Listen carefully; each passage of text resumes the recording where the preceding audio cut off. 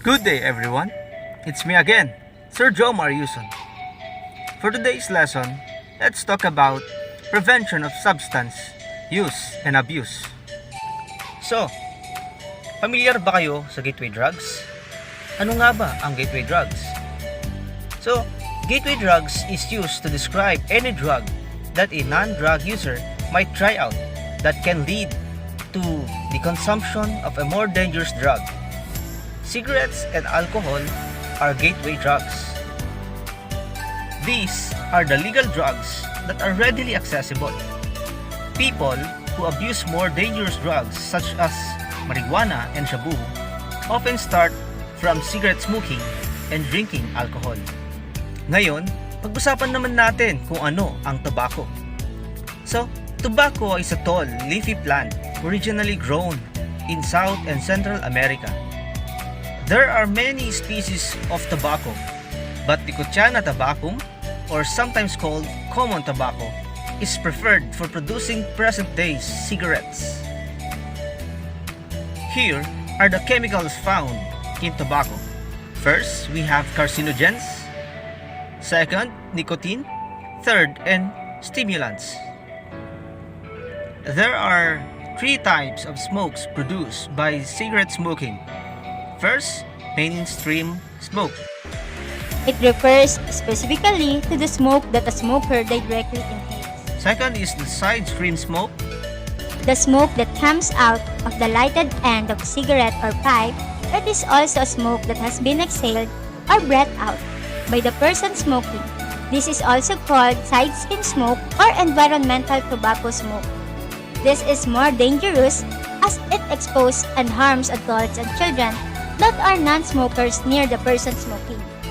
And third is the third-hand smoke.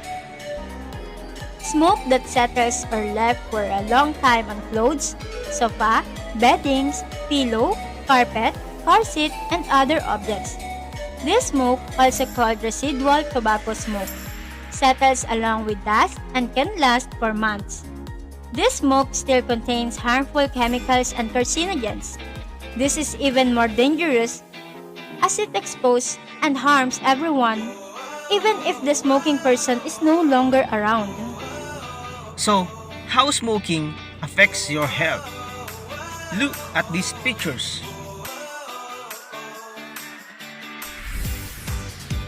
So, there is also the major diseases that is caused by smoking. And it is classified as follows. Cancer. It refers to diseases where abnormal cells divide out of control and invade other tissues or organs. COPD or chronic obstructive pulmonary disease. It refers to a group of diseases that cause airflow blockage and breathing-related problems. Heart disease. This includes several types of heart conditions and blood vessel disorders. And pregnancy complications. Smoking during pregnancy increases the risk for pregnancy complications, including miscarriage and birth defects. Next is the major components of cigarette smoke. We have here the tar.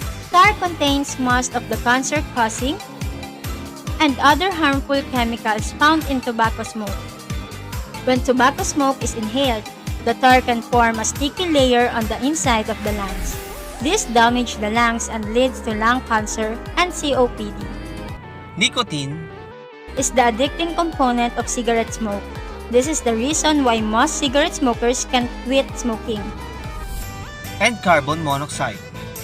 Is a poisonous colorless and odorless gas. Lack of oxygen in cells forces the heart to work harder to distribute oxygen around the body. Carbon monoxide is a major contributor to heart disease, including heart attacks and atherosclerosis. So, bakit nga ba nai-engage mga teenager kagaya nyo sa paninigarilyo? First, we have curiosity.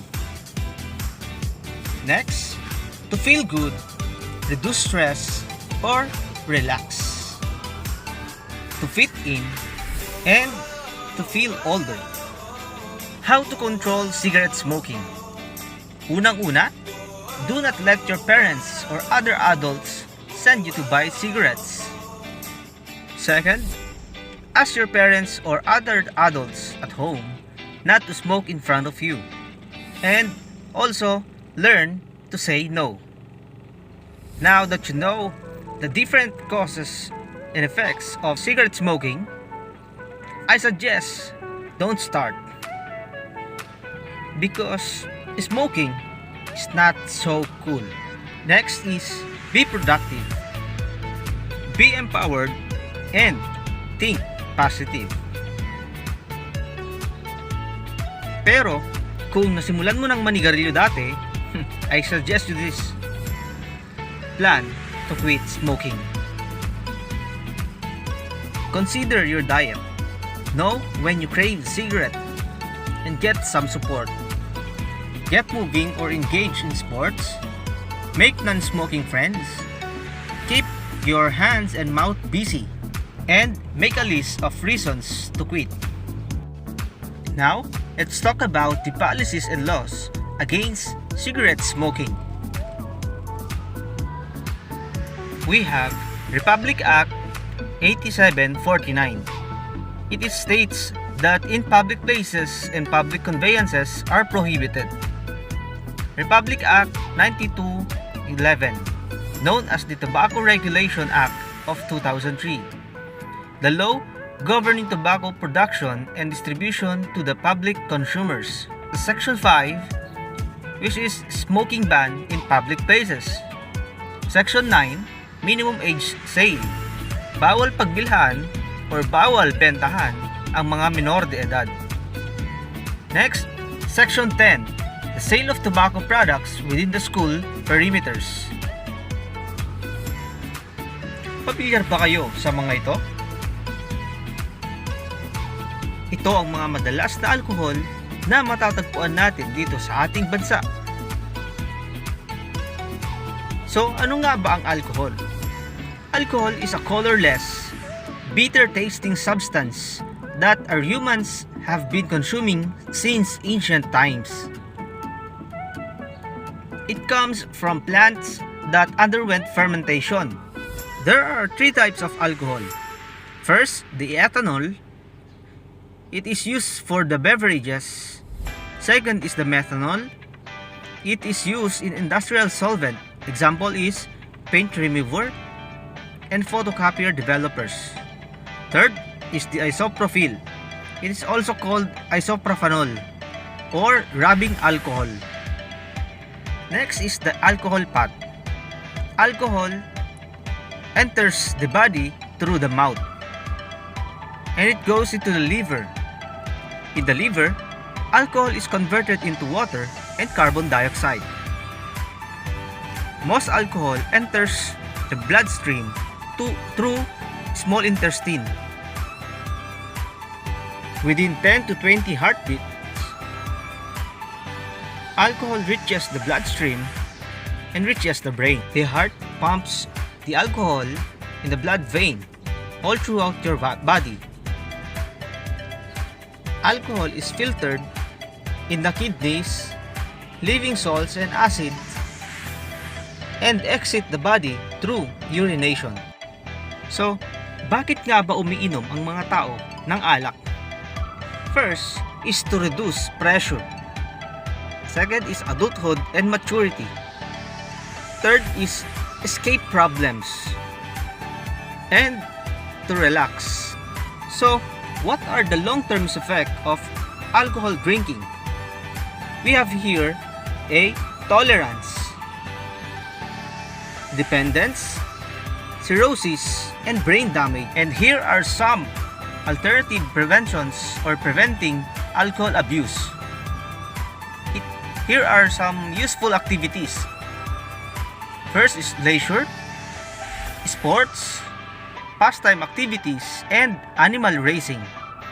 There are some organizations also that can help. We have mamamayan na ayaw sa droga, sangguniang kabataan, and our purok leaders. How to control alcohol consumptions? Don't keep alcohol at home. Next, Do not let your parents or other adults send you to buy alcohol. You should also surround yourself with non-drinkers and know the consequences of alcohol abuse. So here are the ways to say no to alcohol. You can say, I'm studying, I don't drink, I'm a minor or underage. No, thank you. I'd rather get a soda, thanks. Sorry, I'm allergic to alcohol. Here are the learning activities in Health 8. Learning activity number 1. Answer the following questions. Learning activity number 2.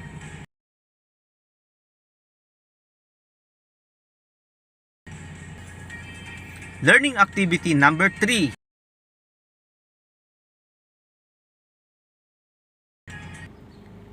Learning activity number 4.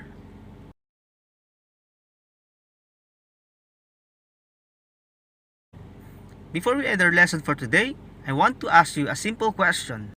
What have you learned in this lesson? I hope you learned something from this discussion. Thank you.